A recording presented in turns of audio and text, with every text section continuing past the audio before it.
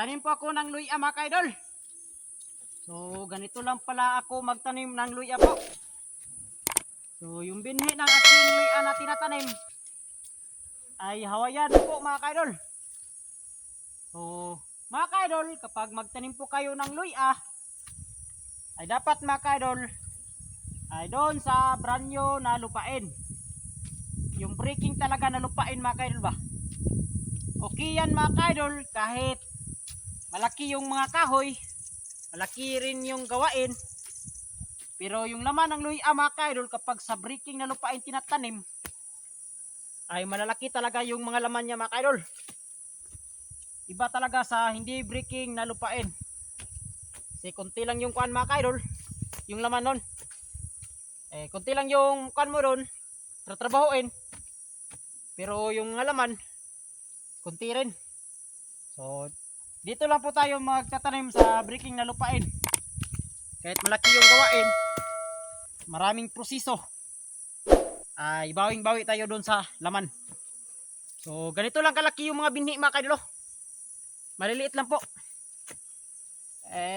Iba po yung pamaraan namin. Yung iba kasi mga kaidol ay kapon. Yung ganito kalaki yung mga kuan mga kaidol ba? Yung binhi. Sa amin ay ito, ganito lang. Sinapsap namin ng maliit.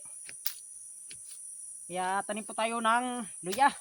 So, update ko po kayo mga kaidol kung paano po yung proseso sa pagtanim namin ng luya dito sa amin.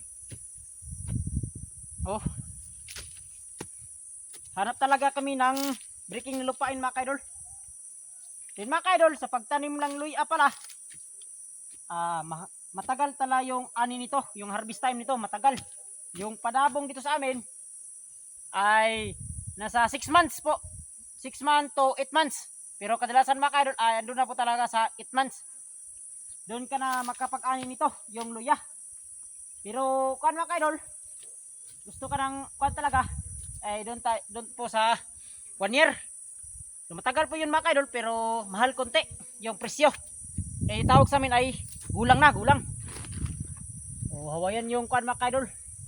Ay yun sa kabila mga kaidol, ay akin po yun na area. Dito kay di po yung sa akin ito. Sa papa ko po ito.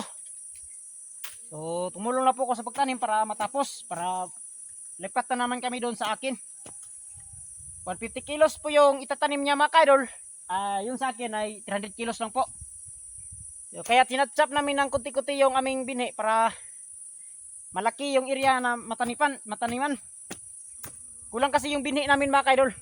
Kaya ganito lang talaga kaliit yung mga ina namin, yung pangbinhi. Yung tawag sa amin dito mga kaidol ay ina.